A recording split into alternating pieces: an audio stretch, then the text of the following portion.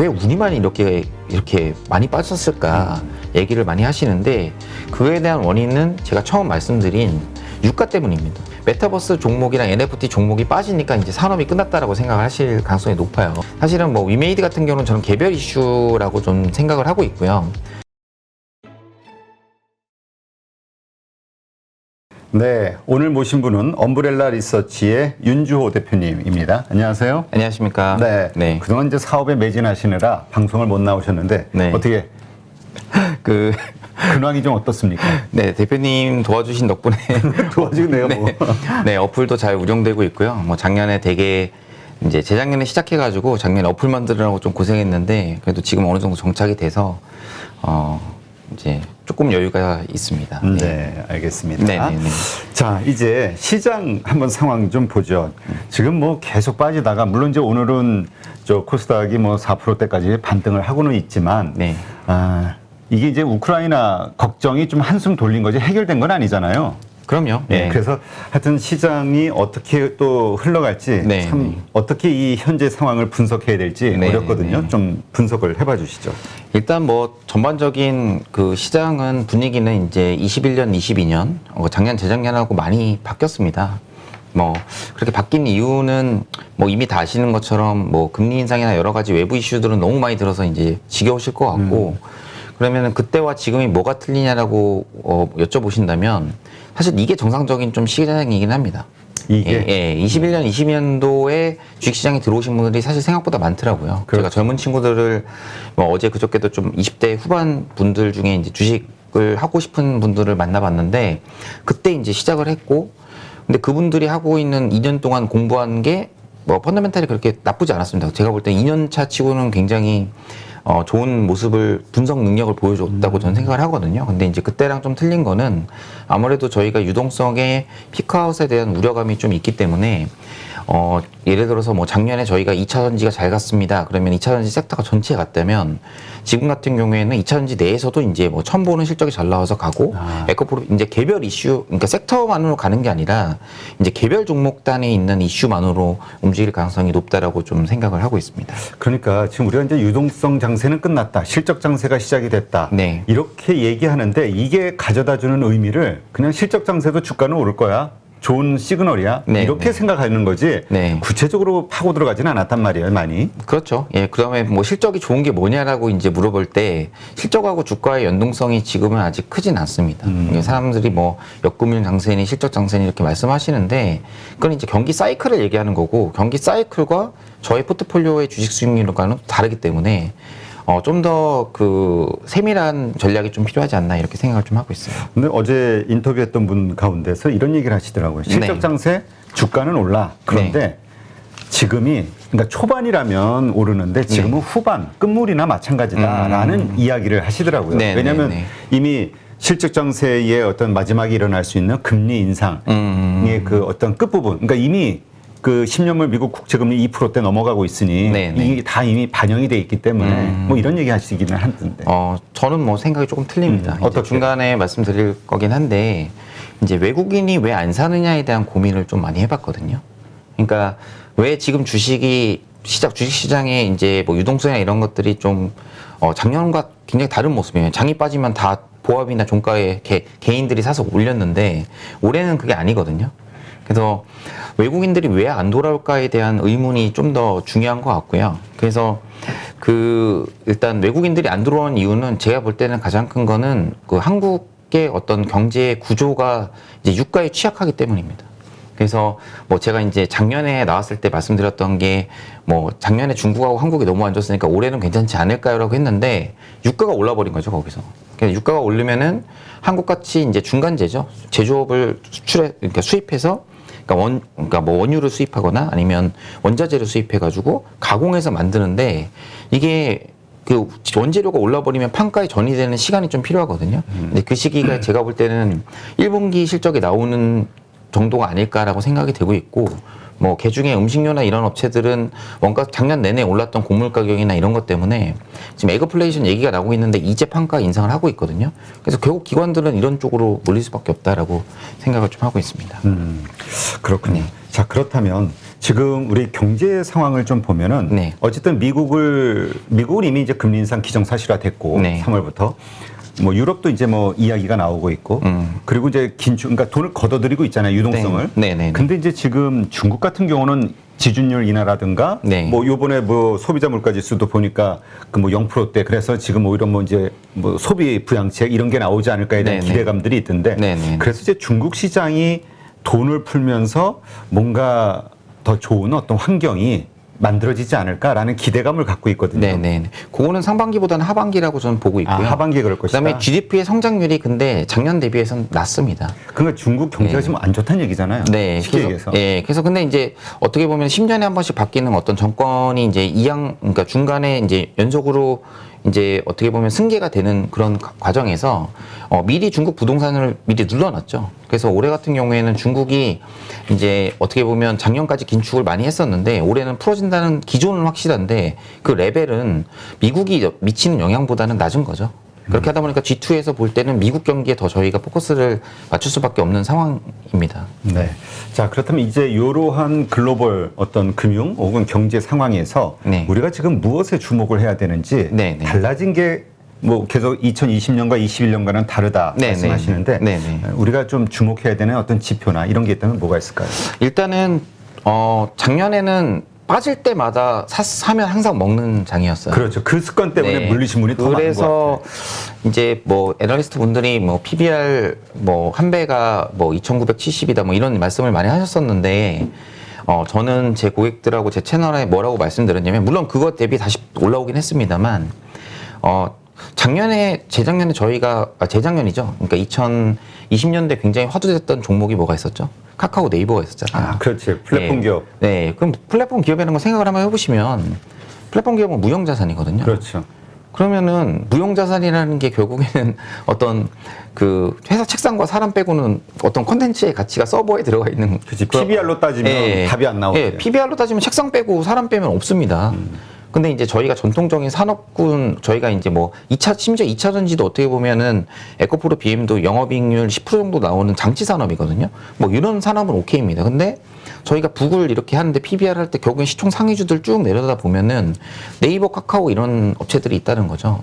그러면은 그 북의 어떤 주는 하방 경직성은 예전보다 많이 줄어들 거예요. 근데 이제 그 로직을 안 바꾸고 그냥 시장에 어떤 애널리스트 추정치를 모은 거 그거 가지고 저점을 잡다 보니까 이제 얼마 전에 센터장님 두 분이서도 뭐 설전이 좀 있으셨던 것 같은데 이제 그런 뷰 차이가 있는 거고 약간의 언더슈팅에 사람들은 엄청 불안함을 느끼는 거죠. 뭐 지나고 보면 근데 뭐 PBR 0.9배나 1배나 큰 차이는 없습니다. 근데 이제 지수를 사고서 이거를 언제 올라갈까를 맞추려고 하시는 것보다는 항상 그 주식 투자에서 명언이 있거든요. 잘 모르면 분할 매수, 잘 모르면 분할 매도하라. 그래서 이 부분을 좀 보시면 될 것 같고요. 그 다음에 그 올해는 뭐 제가 이제 뭐 작년에도 이렇게 나와서 말씀 몇 번 드릴 때 지금은 시장 분위기가 주식 비중 40%로 줄여야 될 것 같습니다. 뭐 지금은 풀로 채우셔도 될 것 같습니다. 이제 뭐 그런 거를 제 나름대로 가지고 있는 로직으로 말씀을 드렸는데 올해는 주식 비중을 그렇게 많이 가져가시는 게 좋지는 않을 것 같다라는 생각이 좀 듭니다. 그래서 주식 비중을 좀 낮추는 전략이 좀 좋지 않나 싶은데 이미 맞았죠, 저희가. 근데 그 이미 네. 뭐 계좌가 30%, 40%, 50% 이렇게 손실난 계좌를 가지고 있는 상황이란 말이에요. 그러니까 네네네. 이게 완전히 오를 때까지는 결국 손절하고 포기해야 된다는 얘기니까 이걸 못 하는 네, 그렇죠. 그리고 뭐 제가 그때 나왔을 때 한번 말씀드린 적이 있어요. 장이 안 좋을 때 뭐부터 줄여야 돼요? 그거 기억나요. 보통은 자기가 좋아하는 종목이나 이런 것부터 하는데 시장이 그렇게 빠졌다 올라갈 것 같다는 느낌은 사실은 아무도 얘기해 주지 않습니다. 아마 보시면은 왜 그 전문가라고 했던 사람들이 나와서 맨날 사라는 얘기밖에 안 하냐. 지금은 팔면 안 된다. 왜냐하면 파는 시기를 얘기해 주기가 어렵기 때문이에요. 그렇기 때문에 주식의 비중을 줄이는 기법 같은 거는 사실은 본인이 스스로 체득하는 수밖에 없거든요. 근데 이제 시장의 주식 비중을 풀로 갖고 있는데 말씀하신 것처럼 30-40% 예를 들어서 1월 달만 보더라도 코스피가 10%, 코스닥이 15% 빠졌습니다. 그러면은 계좌 같은 경우에는 코스닥을 섞어서 가지고 계시면 보통 2-3배 정도 빠지거든요. 그러면 25%에서 뭐 40% 이상 빠지는 거니까 이런 경우에는 사실 가만히 있는 게 제일 좋습니다. 네. 그냥 가만히 버티고 있자. 네네, 가만히. 뭐 이런 네. 말씀하니까 되게 무책임해 보이는데, 그치. 네, 이 주식을 이미 많이 들고 있는 상태에서 버틸 수밖에 없는 거예요. 예. 그렇죠. 그러니까 새롭게 투자하시는 분들 혹은 네네. 그래도 이제 손실 구간을 좀 채우신 분들이라면 좀 줄여도 되는데. 네. 알겠습니다. 네. 자, 지금 시장 우리가 이제 어떻게 할 것이냐 말씀하신 대로 그래서 요즘 이번에 그 증권사들에서 나온 그 2022년 전망 보면은 뭐 2,500, 600을 하단으로 잡고 3,300, 400을 상단으로 잡고 뭐 사실 작년하고 똑같아. 네. 그러니까 요때 되면 2,600선 근처에 오면 사고 올라가면 팔고 요거를 같이 하자 이런 얘기도 있던데. 네. 그러니까 우리가 이 대응을 어떻게 세울까? 그럴 때 봐야 되는 게 뭘까? 네. 저는 사실 종목보다는 섹터를 보시라고 좀 말씀을 드리고 싶고, 그 다음에 섹터보다는 지수를 보는 게 더 나을 거라고 생각을 하고 있습니다. 그래서 시가총액 상해주가 아마 개인들한테 좀 더 다가가기 괜찮지 않을까 생각이 좀 들고 있거든요. 그래서 제가 일단은 매크로 전반적인 상황을 뭐 제가 보는 것들을 말씀드리려고 이제 제가 지난주에 고객들한테 보내드렸던 내용들을 좀 가지고 왔는데, 네. 제가 차트를 한번 제가 준비해온 걸 한번 볼게요. 네. 왜 저희가 재작년하고 많이 틀려야 되는지, 그리고 이미 저희가 틀렸죠. 많이 힘들고 그렇죠. 이런데 왜 힘들까를 보면은 저희가 이제 코로나가 생긴 이후로 원래는 연준이 자산을 줄인다고 했다가 매입 자산을 이게 매입 자산을 이렇게 올라가면 올라갈수록 시중에 이제 돈을 푸는 거거든요. 그렇죠. 사가지고. 그러면 근데 이게 지금 2020년도부터 직속 이제 수직 상승했다가 계속 했습니다. 이제 요게 이제 꺾인다는 얘기거든요. 근데 이게 과연 이렇게 천천히 할지 이렇게 급하게 할지 이러는데 사람들은 이제 급하게 할 것 같으니까 이제 두려움을 갖게 되는 건데 저희가 볼 때는 이제 포트폴리오 전략에서도 요때는 아무거나 사도 다 되는 장이었어요. 근데 지금은 실적보다는 자기의 투자 스타일에 맞는 종목을 가지는 게 좋지 않을까. 제가 제 투자 스타일을 만드는데 제가 10년 걸렸다고 말씀드렸었는데 본인의 투자 스타일이 뭔가를 다시 한번 생각해 보시는 게 훨씬 더 좋은 전략이 아닐까. 왜냐하면 다른 사람들이 얘기하는 것들은 어떻게 보면 본인들의 가장 잘하는 전략을 얘기하는 건데 그 전략이 과연 저랑 맞을까. 예를 들어서 제가 손실 보지 마세요라고 했는데 아니 모든 투자자가 다 위에서 주식을 비중을 줄여가지고 밑에서 했으면 그 전문 투자자거든요. 근데 이제 그게 좀 어렵기 때문에 그런 부분을 좀 더 말씀드리고 싶은 거고, 제가 이제 3개월 주가 수익률을 한번 가져왔습니다. 그래서 지금 보시면 제가 이제 오늘 제가 운영하는 텔레그램 채널에 올려드렸는데 이게 3개월 주가 수익률을 보면은 솔직히 말이 좀 안 되긴 해요. 예. 러시아하고 러시아, 코스닥, 코스피, 필라델피아 반도체도 어제 올라섭니다, 이게. 예, 필라델피아 반도체가 꼴등이었어요, 사실은.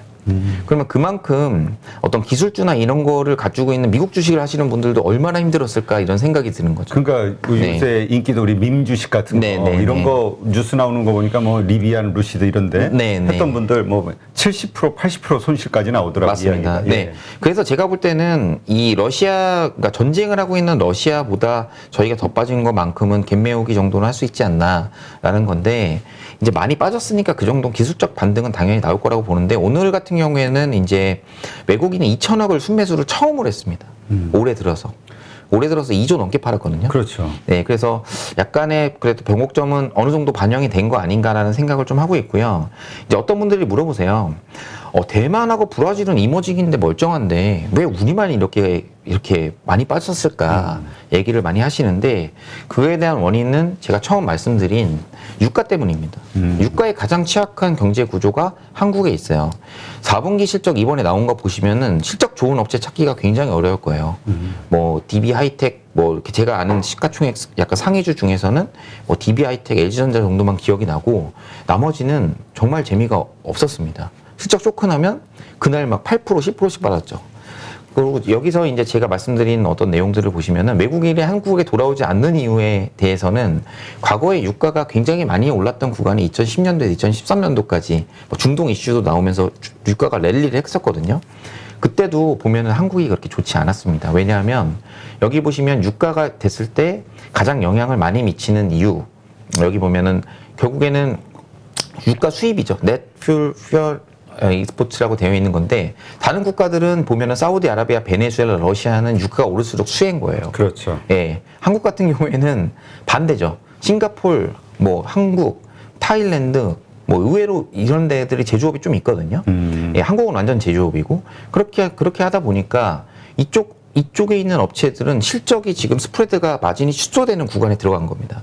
그럼 보통은 유가가 오르면 원래 작년부터 천천히 오르다가 최근에 올랐잖아요.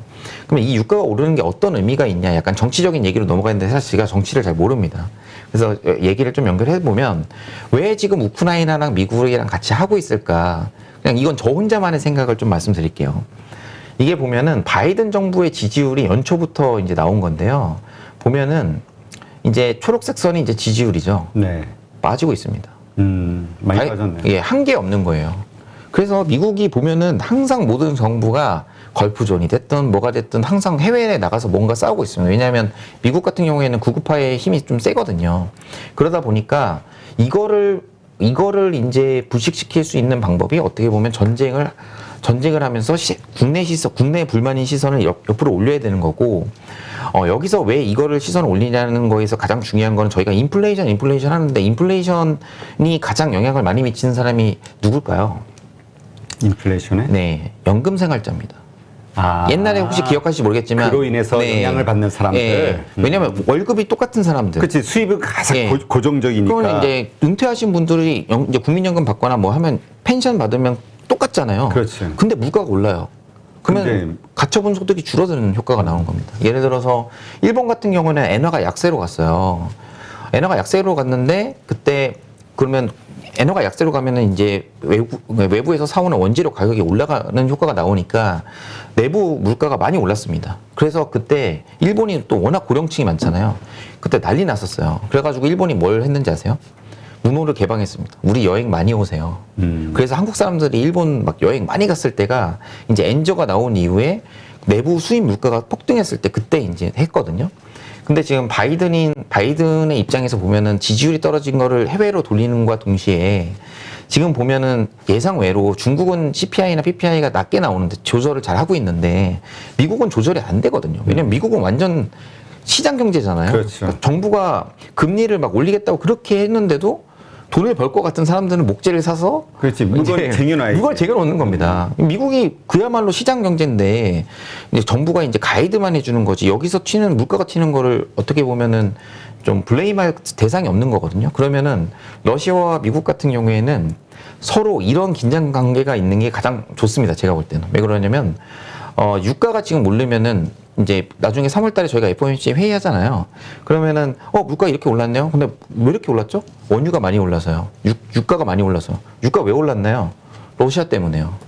그러면 어떻게 보면은 바이든 입장에서는 핑계가 되게 좋고 그러면 우크라이나를 침공하려고 했던 러시아 입장에서는 러시아의 전체 수출의 70%가 유가랑 가스입니다.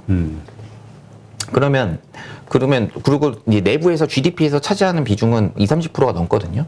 그러면 러시아 입장에서는 유가가 안 빠지고 떠 있는 게 제일 좋죠. 이게 지금 지역 분쟁, 지정학적 리스크로 인한 유가 상승이었잖아요. 수요 드리븐이 아니었거든요. 근데 제가 볼 때 하반기에는 미국이 어느 정도 금리 인상하면서 안정을 찾고 인플레이션을 잡으면 가처분 수요 소득이 다시 또 늘어나는 효과가 나오기 때문에 소비를 하게 되면 그때는 실수요로 들어가면서 유가가 또 버티는, 그러니까 경기가 안 좋아서 유가가 꺾인다가 안 되는 거거든요.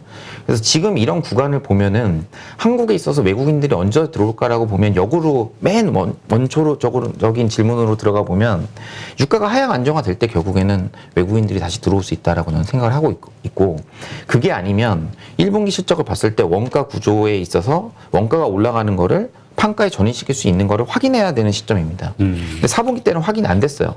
그러니까 1분기까지는 가야 될 거라고 생각이 들고 있고, 그래서 이제 제가 가져온 자료를 한번 보면 외국인들이 한국에 돌아오지 않는 이유를 이제 대신증권에서 말씀을 하셨어요.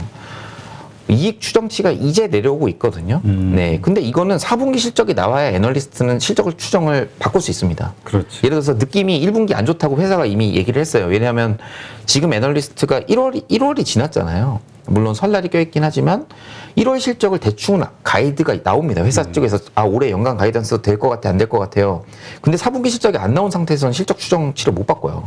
그러니까 뭐 예상해서 바꿀 수 없는 거거든요. 팩트가 나오고 재무제표가 나와야 저희가 바꿀 수 있는 거라서 후행적일 수밖에 없습니다. 내용이. 그래서 요거 때문에 요즘에 좀 논쟁이 좀 있는데 어찌됐든 간에 이런 하향 추정치가 내려가는 그런 구간에서는 이거의 가장 큰 거는 이제 원재료 가격 상승일 가능성이 높다라고 저는 생각이 두고 있고, 그러니까 유가의 상승이 어느 정도 멈추고 어떻게 아니면 조금 하향 안정화되고 1분기 실적이 나오는 게 우연히 또 3월 달 지난 4월 달 정도 되니까 올 상반기까지는 사실은 실적장이라고 보기에는 제가 볼 때는 좀 어려울 것 같다는 생각이 듭니다. 네. 그래요. 자, 그렇다면 이러한 현상에서 우리가 어떤 섹터와 어떤 기업들이 좋아질 것이냐. 왜냐면 계속해서 이야기 나오는 게 그럼에도 불구하고 좋은 실적을 내는 기업들을 갖고 있으면 문제는 안 되는 거잖아요.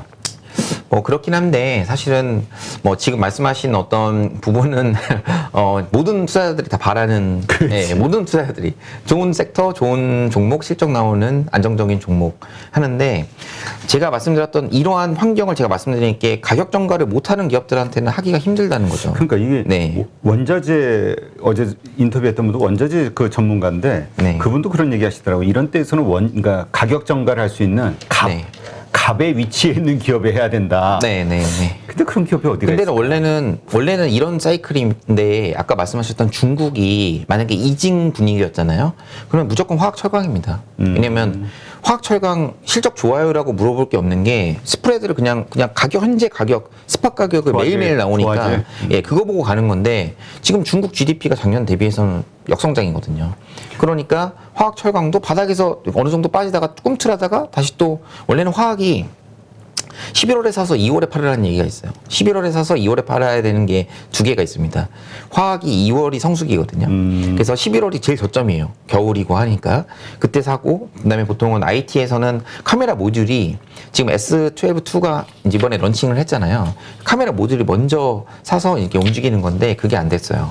그래서 제가 여기서 말씀드리고 싶은 거는, 그럼 기관 투자자 입장에서 이렇게 장이 불안하고 뭔가 원가 구조가 어떤 스프레드가 이렇게 그러니까 마진이 축소될 때 안전한 기업이 뭐가 있을까로 보면은 사실은 음식료를 선호할 수밖에 없습니다. 그래서 아마 CPI가 올라가고 이런 거는 작년부터 이미 곡물 가격이나 이런 것도 많이 올라왔거든요. 근데 여기에 불을 지핀 중요한 뉴스가 하나 나온 게 2월 달에 주정 가격이 올랐어요. 소주 가격 오르는. 예, 저 같은 서민들한테 굉장히 안타까운 건데 소주 5,000원 시대 열리면 안 되거든요. 예. 저녁 비용이 많이 들어가서 많이 예, 마시니까. 이 주정이라는 건 뭐냐면 소주를 만들 때 원재료입니다. 그래서 이 업체들의 시장 점유율을 제가 갖고 왔는데 이런 업체들이 최근에 움직이고 있어요. 그래서 진로 발효, 창해 에탄올, 뭐 풍국 주정, MH 오탄올, 그다음에 하이트 진로 에탄올도 하이트 진로 자회사입니다. 롯데칠성도 여기 주정업을 하고 있고요. 근데 제가 이거 되게 옛날 자료 갖고 왔거든요. 요즘 자료도 똑같을 겁니다. 네. 이런 비율, 음식료 비율, 업체는 비율. 시장 점유율을 누구 하나 올리는 게 아니라 대한주정협회에서 가격을 정해줘요. 그러니까 그냥 딱 n분의 1, 거의 n분의 1 이대로 그대로 갑니다. 이게 사실 담합인데. 네, 요즘으로 치면 담합인데 뭐 이제 과당 경쟁을 막겠다. 그러니까 서민 안정을 위해서 만든 장치죠. 예, 그렇게 가격을 오르니까. 근데 이 주정 가격이 10년 만에 올렸어요. 근데 저도 음식료 업체를 보면서 제가 사실 음식료 업체를 그렇게 좋아하진 않거든요. 왜냐하면 마진이 어차피 5% 뭐 7%뭐 이런 업체인데 성장이 한계가 돼 있잖아요. 성장이 5% 그러니까 탑라인 5% 10% 성장에 마진이 5%인데 원가가 올라가면 당연히 단기에 실적이 좋을까요, 안 좋을까요? 안 좋죠. 안 좋죠. 그럼 안 좋을 때 사야 되는데 확신이 없는 거예요. 과연 얘네들이 판가 정산을 할 수 있을까? 그래서 지금 여의도에서 고민하시는 것들이 그거죠. 야, 대선이 있는데 가격을 올린다고? 라고 하는데 제가 볼 때는 주정 가격이 먼저 올라가기 시작했습니다. 그래서 주정 가격이 올랐다는 거는 결국에는 소주 판가의 인상이 된다는 얘기고, 그다음에 제가 방금 보였던 자료에 두부 가격도 이제 올라가기 시작했어요. 그래서 글로벌로 보면은 소비재 업체들이 많이 좋아지고 있거든요. 뭐 코카콜라나 아니면은 다른 음식료를 하고 있는 업체들이 되게 좋은데, 이런 업체들처럼 한국도 아마 기관 투자자 입장에서는 음식료 업종을 빼고서 가기는 좀 힘들 것 같다. 근데 모든 이런 거의 가정은 1분기 실적이 나오는 업체들이 많이 없을 때 저희가 대안으로 할 수밖에 없는 업종이라고 보시면 될 것 같습니다. 네. 하여튼 그래서 이제 요즘 강세를 보인 건데 이제 시장이 다시 반전이 되면 오히려 이렇게 올랐던 것들이 좀 내려가고 그동안 빠졌던 것들이 올라오지 않겠냐. 그러니까 지금 시점에는 사러 들어가기는 부담스러운, 이미 올라서 그렇게 보는 분들이 있어요. 네. 근데 이제 그 단기적인 어떤 매매는 본인이 판단을 하셔야 됩니다. 그렇죠. 좀 안타까운 얘기지만 이제 그거는 실제로 자기가 투자를 해주고 비중 조절을 해보시면서 이렇게 했을 때 그러니까 똑같은 종목을 줘도 투자자 A, B, 그러니까 애널리스트가 세미나를 A, B, C, D 4명한테 했다고 치면요. 똑같은 시점에 얘기했는데 사고 파는 게 다 틀립니다. 그치, 시점에 근데 따라. 4명 중에 뭐 2명은 수익이 나고 2명은 꼭지를 잡고 수익이 안 나고 이럴 수 있어요. 그래서 이런 투자 매매 기법이나 이런 것들은 본인이 처득하시는 게 가장 좋을 것 같고 방금 대표님이 말씀하신 것처럼 장이 반등할 때는 어떤 게 1번이냐면 아까 제가 코스닥 보여드렸잖아요. 가장 안 좋았던 코스닥 낙폭과대가 지금은 좋죠. 예, 그래서 만약에 예를 들어서 어제 이제 뉴스가 났잖아요. 우크라이나에서 러시아가 철수한 것 같다. 근데 이제 제가 아까 말씀드린 논지로 말씀을 드리면 바이든하고 이 러시아가 단기에 이걸 화해하고 끝날까요? 아니면은 질질 끌고 가서 사람들 이목을 집중시키는 게 좋을까요? 국내 정치적으로는 이제 각자 필요성이 있다. 그렇죠. 예, 각자의 필요성이 있으니까 뭐 3분기, 1분기까지는 실적도 다 대형주 실적도 고만고만하고 그러면은 저희가 주식을 굳이 이렇게 많이 가져가야 될 필요는 없는 거죠. 근데 이제 뭐 예를 들어서 제가 예전에 나와서 몇 번 말씀드렸던 뭐 아톰 같은 회사들이 있어요. 연간에 실적 뭐 80억에서 100억 정도 보고 시가총액 1,800억까지 갔다 이제 조정이 좀 세게 나왔거든요, 최근에. 이제 회사에서 연락이 왔습니다. 저랑 이제 미팅을 하는데 회사 실적에는 아무 문제가 없죠. 그럼 뭐가 빠진 걸까요, 주가는? PER이 빠진 거죠. EPS 곱하기 PER인데 회사 실적은 문제가 없다라고 회사가 얘기를 했는데 주가가 빠졌다. 그럼 PER이 낮추는 구간에서 저희는 근데 제가 그때도 한번 나와서 말씀드렸던 게 있는데 애널리스트 매니저들이 가장 힘들어하는 게 PER이 빠지는 구간입니다. 이거는 실적이 좋은데 PER이 빠져버리면 답이 없어요. 예를 들어서 100원짜리 EPS가 나오는 게 15배 멀티플을 받고 있었어요. 당연히 탑라인이 25% 30% 성장하니까 저희가 멀티플 15배를 줬겠죠. 근데 시장 분위기가 약간 이렇게 지정학적 리스크가 나오고 금리가 올라가면서 밸류에이션 할인이 되면 멀티플이 8배 갑자기 주게 되거든요. 그럼 주가의 바닥이 거의 시장 멀티플까지 빠집니다.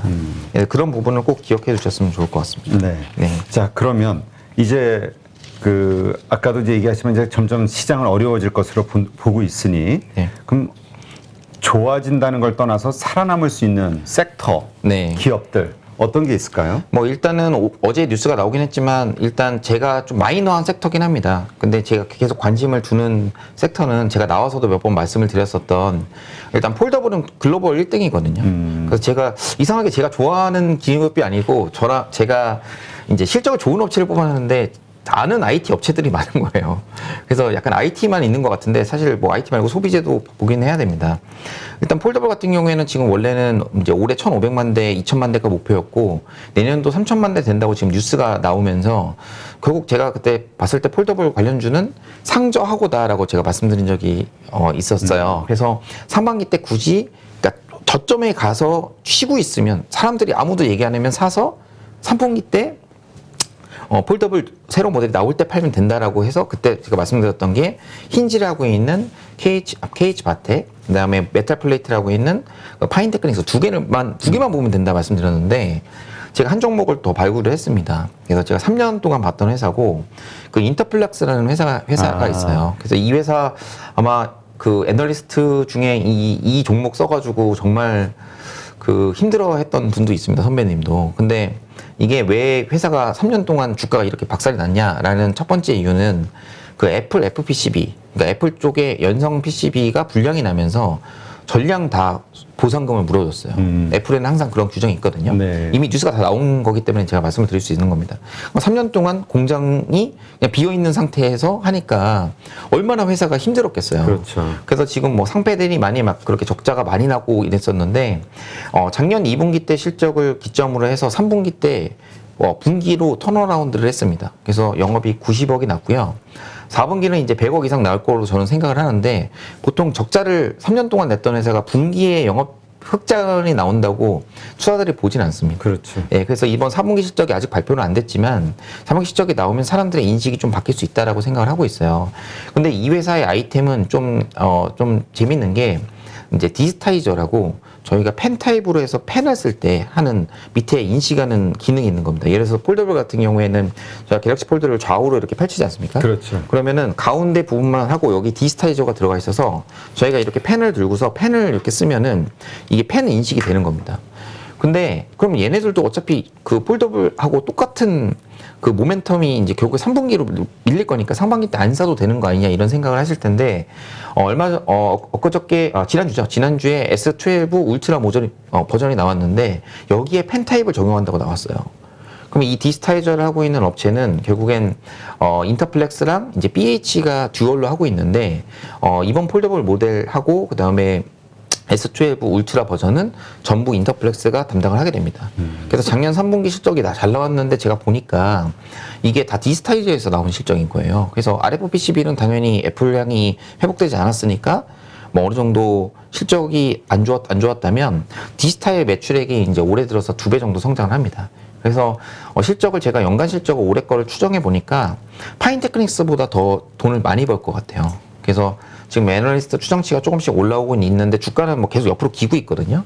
그래서 이런 업체를 좀 바닥권에 있을 때, 박스권 바닥권에 있을 때 좀 사놓으시면은 괜찮지 않을까 생각을 좀 하고 있습니다. 네. 네. 알겠습니다. 네, 그거 말고도 종목이 너무 많은데 종목 하나하나 하면 시간이 많이 걸리겠죠. 네. 좀 그 가운데서 뭐 지금 언급하신 거 보니까 캠트로닉스, EM텍, 네오셈 네. 뭐 이렇게 있는데 지금 캠트로닉스 같은 경우는 요 최근에 그 이슈가 좀 있었잖아요. 네, 맞습니다. 네, 그래서 네. 좀 헷갈려요. 이게 네, 네. 정말 펀더멘탈이 괜찮은 기업인지 아니면 네. 이게 뭔가 작전이 들어가 있어서 뭔가 작전이요?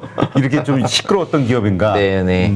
일단은 이 회사 같은 경우는 제가 4년 됐습니다, 본지. 그래서, 시가총액 800억일 때부터 봤는데, 회사의 기본 실적이 잘 나오는 거는 이제, 띵글라스라고 하는, 건데, 저희가 스마트폰에 보면은 이제 약간 리지드 OLED라고 약간 어려운 얘기가 좀 나올 수도 있는데, 이제 저희가 이제 이런 플래그십 모델에 쓰는 것들, 그러니까 저희가 이제 고가형 모델에 쓰는 거는 이제 플렉서블 OLED를 쓰고요. 그다음에 리지드라는 거는 약간 LCD랑 그 중간 단계에 싼 걸 하는데, 유리다 보니까 이제 식각을 합니다. 식각이라는 게 결국 이게 갈아내는 거거든요. 그래서 이런 걸 하고 있는데 지금 이 업체가 지금 작년 12월에 굉장히 좋은 그 띵글라스 실적을 제가 알고 있어요. 그래서 보통 4분기가 IT 업체들은 1, 2, 3, 4입니다. 실적이. 3분기가 항상 피크인데 주가가 왜 움직였냐면 EUV 공정 소재용 초고순도 PGME 국산화 개발을 완료했다고 했는데 이게 원래 동진 세미캠한테 납품하던 건데 이거를 직남으로 이제 대기업한테 글로벌 대기업한테 납품을 하게 됐습니다. 아, 내가 동진 세미캠하고 헷갈렸네. 네. 캠트로닉스. 네. 동진 세미캠이 어차피 벤더이긴 했어요. 근데 맞아. 이제 이거를 이제 올해 이제 한 250억 정도 캐펙스 투자를 하거든요. 그러니까 회사가 1년에 350억 버는 회사가 250억을 투여한다는 거는 어느 정도 가능성이 있으니까 하는 겁니다. 그렇죠. 네. 그래서 뉴스는 나와서 올랐다 이제 빠졌는데 제가 좋아하는 어떤 주식 투자의 뭐 기법이라고 할까요? 종목을 정해놓고 실적이 나온 거를 기다려요. 계속. 빠질 때까지. 그리고 애널리스트 코멘트가 있는지 찾아봅니다. 없으면 사면 됩니다. 네. 있는데 빠진 거는 뭐가 꼬인 거고요, 수급이. 아, 네. 그러니까 우리 애널리스트가 요 기업 이러해서 이렇게 괜찮고 이런 이유로 좋아질 거라고 봤다. 네. 근데 거기에 따른 주가가 오히려 보통 리포트 나오는 날 빠지는 경우가 많잖아요. 뉴스에 그렇죠. 팔아라 이런 것처럼. 네네네네. 이러면 그럼 별로 안 좋은 거다. 뭐 안 좋은 거다기보다는 매수의 시점을 타이밍을 궁금해 하시니까 더 뒤로 미쳐야 된다. 리포트가 나왔을 때 사는 것보다는 생각해 보세요. 어차피 이 회사가 만약에 250억을 투자해서 반도체 매출이 나오는데 그게 연간으로 나오는데 신규 사업의 경우에는 저희가 분기별로 확인하면서 할 수가 있거든요. 근데 예를 들어서 이 업체 같은 경우에는 주된 비즈니스 모델이 전방 업체가 다 삼성전자, 삼성 디스플레이예요. 근데 반도체가 없었거든요. 근데 반도체 아이템이 생겼으면 저희가 반도체 멀티플을 줄 수 있습니다. 그러면 영업이익이 1년에 350억, 400억 나오는 회사의 시가총액은 반도체 업체 같은 경우에는 소재 업체는 10배 이상을 무조건 주거든요. 그러니까 이 업체 같은 경우는 영업이익의 10배만 하더라도 올해 3,500억 정도, 시가총액 3,500억이 바닥이 아닐까. 그래서 보시면은 뭐 어떤 뉴스가 나와서 오르든 빠지든지 간에 이런 어떤 하이브리드형 업체들, 그러니까 멀티플이 애매한 업체들, 뭐 반도체는 하고 뭐 TV 쪽도 부품 사업을 하고 이렇게 하면은 멀티플을 통으로 반도체 소재업체 20배를 못 주거든요. 그렇게 애매할 때는 가장 보수적인 게 영업이익의 10배를 주시면 됩니다. 예, 그러면은 영업이익이 올해 영업이익 컨센서스가 400억이다. 그러면 4천억이 사실 바텀일 가능성이 높아요. 네. 그래서 보시고 어느 정도 이제 그리고 뉴스가 나와서 한번 그러니까 제가 뭐 말씀드리고 싶은 건 뭐 TV이긴 한데 애널리스트 리포트 나와서 세게 오르거나 무증을 갑자기 한다거나 요즘 무증할 때 이사회 할 때 애널리스트한테 얘기 못 합니다. 미공개 정보이기 때문에 무증하면 그날 무조건 오르거든요. 무증하거나 이렇게 급등한 경우에는 보통 주식을 사실 때 이런 주식을 사실 때는 2주 후에 사시면 됩니다. 아, 이유가 있나요? 이제 에너지를 저는 이제 저 혼자만의 생각인데 제가 많은 중소형 업체들을 봤잖아요. 저도 모르는데 갑자기 무증이 나오는 경우가 있어요. 그럼 막 그날 20% 떠서 시작해요. 그럼 그날 기관 다 팝니다. 예, 왜냐면 무증이라고 해서 펀더멘탈이 바뀐 게 아니라 그렇죠. 이제 거래 가격이 싸 보이는 효과가 되는 거잖아요. 그러면은 그게 보통 에너지를 이렇게 뿜으면 아무리 좋은 호재가 있어도 한 2, 3주는 최소한 쉬더라고요. 그래서 최근에 이제 보면은 그 장이 안 좋기 전에 이제 엠노라는 업체가 있는데 엠노가 무증을 했거든요. 최근에 이렇게 빠졌습니다. 엊그저께 갑자기 기관이 막 장이 안 좋았잖아요. 이제 어제 사실은 시장 상황을 제가 좀 말씀드리면 제 주변에 어떤 기관 투자가나 아니면 그 전문 투자를 하시는 분들이 이제는 도저히 못 참겠다. 난 여기서 팔 수 없어를 한 달 반 정도 했어요. 지금 뭐 1월 초부터 계속 장이 안 좋았기 때문에 도저히 내가 못 참겠다 하고서 어제부터 25% 정도를 비워낸 게 이제 어제입니다. 진짜 정확하게 털고 외국인이 샀죠. 그래서 이제 이런 어떤 기술적인 부분은 제가 중간에 계속 말씀드리는 거는 그래도 이제 펀더멘탈만 들으면 재미가 없으니까 팁에서 말씀을 드리는 거고요. 아니면 개인 투자자들이 사실 되게 접근하기 쉬운 거는 대표님 담배 태우시나요 혹시? 아니요. 안 태우시죠? 네. 저랑 똑같네요. 네, 네. 근데 전자담배 시장이 굉장히 커지거든요. 그러게 전자담배 길거리 보면은 하는 분들 꽤 그러니까 많아요. 개인 투자자들이 그러니까 애널리스트를 이길 수 있는 방법은 현실 생활에서 내가 하는 거를 들고서 오래 버티는 게 되는 겁니다. 그럼 예를 들어서 주변에를 한번 살펴볼게요. 연초를 피는 사람들이 계속 많아질까요? 아니면 전자담배의 비중이 많아질까요? 라고 보면은 전자담배의 비중이 무조건 많아집니다. 그리고 이제 작년에 저희가 제일 안 좋았던 산업이 이제 뭐가 있었죠? IT 스마트폰, 네, 반도체. 반도체 쪽이 그죠 뭐 윈터 이즈 커밍 그다음에 해가지고. 자동차 안 좋았죠. 자동차도 기대감만 있을 때 아주 근데 안 좋았어요. 자동차는 지금 아직도 해결이 안 되고 있고, 그다음에 IT 스마트폰은 굉장히 안 좋았는데 삼성이 가이던스를 줬습니다. 그럼 작년에 연간 삼성이 2015년도부터 3억대를 항상 팔았는데 작년에 2.7억대 팔았어요. 그럼 10% 미달한 거죠. 그렇죠. 근데 올해 가이던스를 줬는데 3.3억대를 줬습니다. 아, 그러면 저희가 그러니까 이 뉴스를 딱 보면서 어떤 생각을 해야 되냐면 스마트폰 중에 뭔가 실적 좋은 애가 뭔가 있겠거니 하고서 그때부터 이쪽 군을 보는 거예요. 그래서 제가 이제 제 고객들한테 뭐 이렇게 말씀드렸던 게 EM택은 제가 이제 나와서 몇 번 얘기했었던 것 같아요. EM택이 작년에도 실적이 1, 2분기 때 박살이 났습니다. 안 좋죠. 반도체 이슈가 있으니까. 그리고 이렌텍 같은 경우도 제가 커버는 아니지만 작년에 실적이 되게 안 좋았습니다. 이런 업체들이 올해 당연히 실적이 좋겠죠. 왜냐면 저희가 그 갤럭시 플래그십 모델 S12 말고도 중소형 스마트폰을 작년에 많이 못 팔았어요.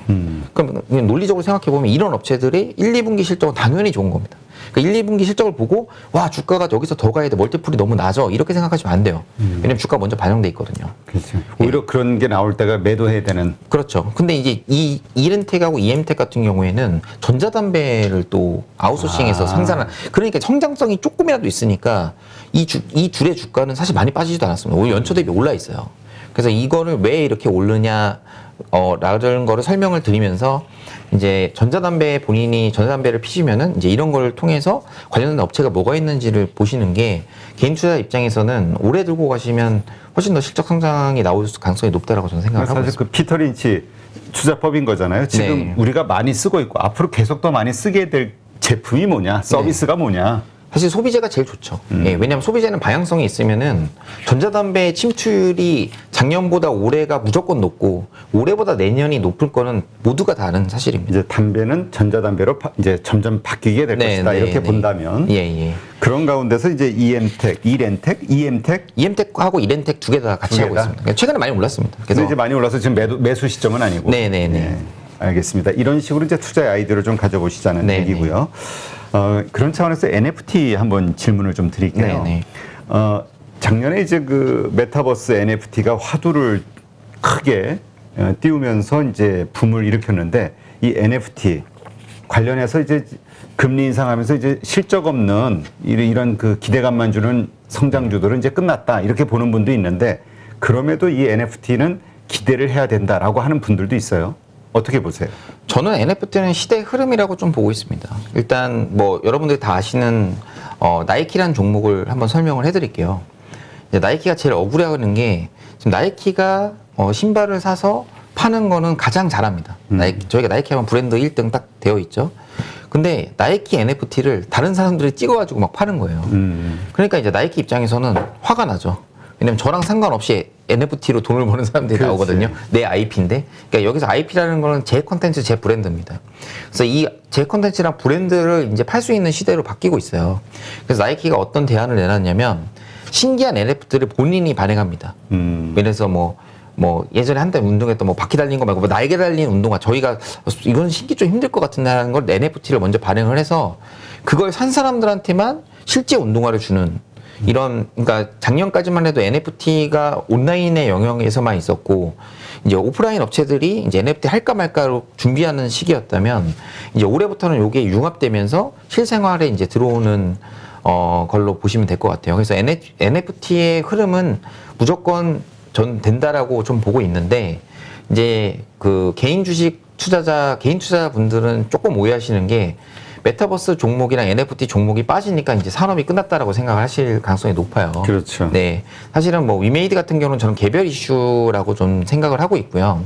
1분기 실적이 이제 위믹스 보유자가 돈을 버는 게 아니라 회사가 발행한 위믹스를 팔아서 회사가 M&A를 하겠다고 하니까 원래 위믹스 홀더들이 돈을 같이 벌어야 되잖아요. 그렇죠. 그러니까 투자자들이 실망하는 거예요. 거다가 이 위믹스를 판 게 과연 본 영업이익으로 잡혀야 되는 거냐, 영업의 손익으로 잡아야 되는 거냐 논란이 있는데 어찌됐든 회계사분들이 영업이익으로 찍혔는데 그 내역을 까보니까 이거 매각이익 일회성 빼고는 나머지는 돈 번 게 없더라. 그렇죠. 오히려 예. 기대치보다 떨어졌으니. 네, 그러면서 사람들이 실망감에 하면서 연초부터 계속 빠진 거고요.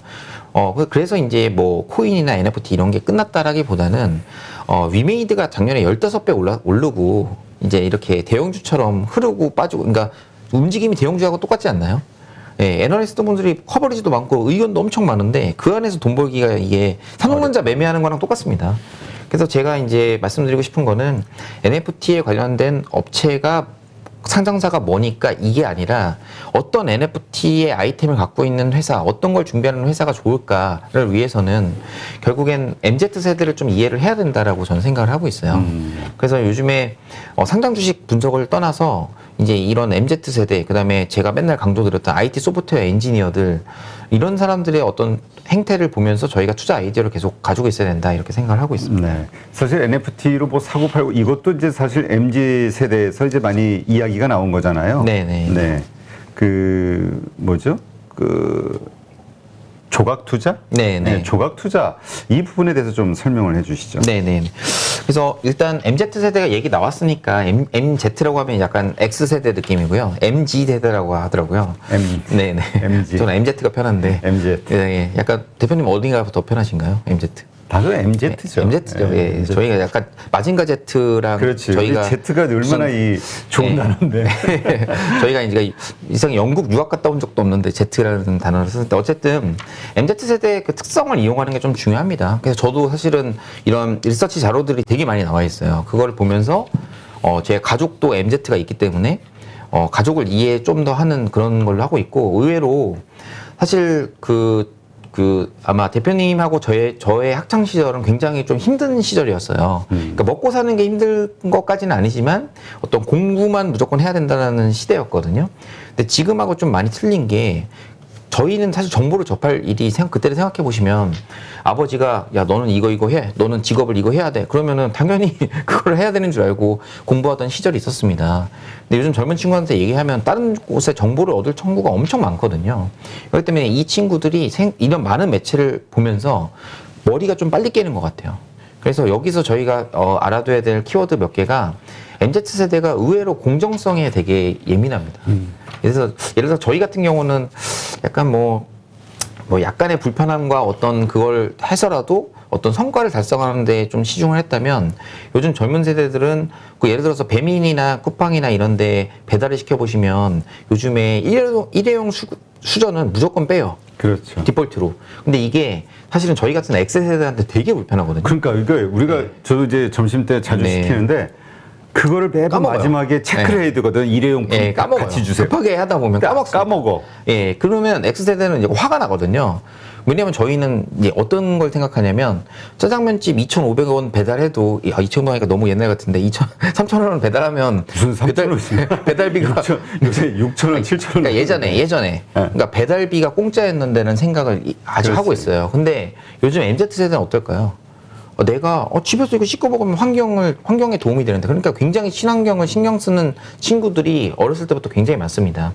그다음에 두 번째로 이제 공정성인데, 이 그 업체들 이제 이 신념을 미닝아웃 한다는 얘기가 있어요. 그래서 이게 어떤 거냐면, 예를 들어서 부산에 선행을 보이는 어떤 뭐 어묵집이 있어요.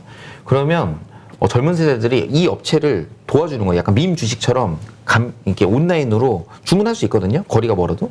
주문한 다음에 전화해서 이거 배달하지 말아달라고 얘기를 합니다. 왜 그렇게 하냐? 내가 이 업체가 크는데 도움을 줬다라는 거예요. 근데 사실 이게 X세대나 기성세대 입장에서 생각해보면 내가 돈을 쓰는 건 내 재화를 얻으려고 쓰는 거지, 재화나 서비스를 얻으려고 쓰는 건데, 이 친구들은 그걸 하고서 내가 뿌듯한 거예요. 그걸 인증해서 또 SNS에 자랑을 합니다. 그래서 이런 세대를 이해하지 못하면 결국엔 저희가 나중에 뭐 5년 뒤, 10년 뒤에 열릴 뭐 NFT 세상이나 이런 거에서는 저희가 굉장히 뒤처질 가능성이 높아요.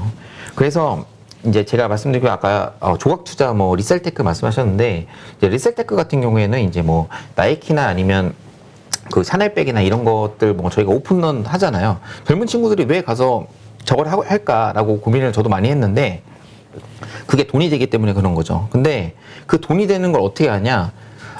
기성세대들은 이런 거죠. 예를 들어서 뭐 나이키 운동화 조던 뭐 로우 뭐 몇 년식이 딱 나왔는데, 이게 지금 시판 가격이 30만 원이에요. 그럼 저희가 아무리 프리미엄을 줘도 한 20%, 30%? 진짜 우리 딸내미가 너무 갖고 싶어 한다. 그럼 내가 없어요. 품절이에요.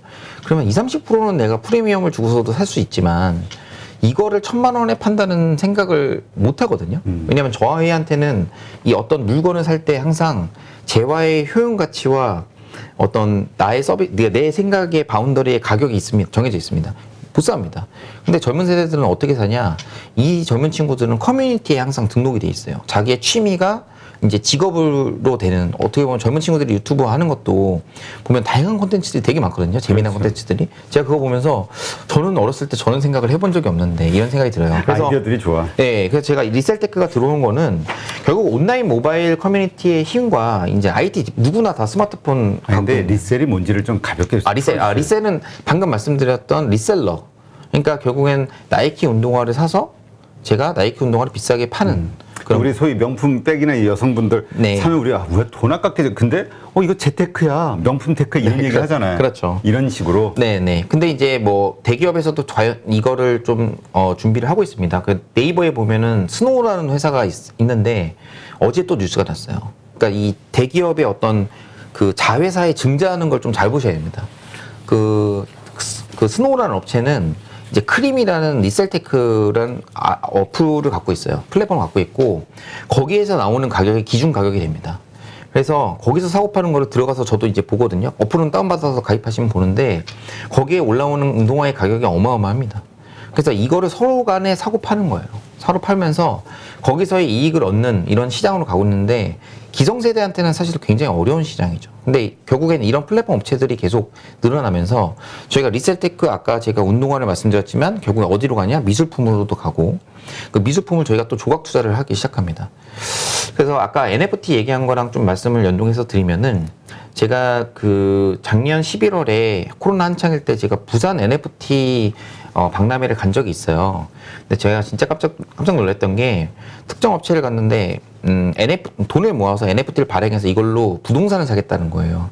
그래서 제가, 부동산은 어차피 규모의 경제이지 않습니까? 그러면 저희가 돈이 10억 모일 때랑 20억 모일 때랑 100억, 1000억 모일 때랑 이게 살 수 있는 부동산이 크기가 틀리거든요. 근데 제가 그거를 좀 말씀을 드렸어요. 이거 강남 부동산 이런 거는 절대 못 산다 이렇게 얘기했는데, 거기 대표님이 근데 시리즈 A 전입니다. 투자 받기 전. 완전 초창기 기업인데 600억 정도 펀딩을 받았다고 하시더라고요. 제가 그 얘기 듣고 그냥 입을 다물고 있었거든요. 그러니까 이제 세대가 바뀐 거예요. 근데 그 NFT를 사는 사람들은 왜 살까라고 제가 고민했어요. 근데 제가 만약에 집이 없습니다. 근데 제가 강남 부동산에 어떤 NFT를 뭔가 가짐으로써 제가 가지고 있는 SNS, 이제는 보면은 트위터나 이런 데다가 제가 가지고 있는 NFT를 인증해서 마크를 달아줘요.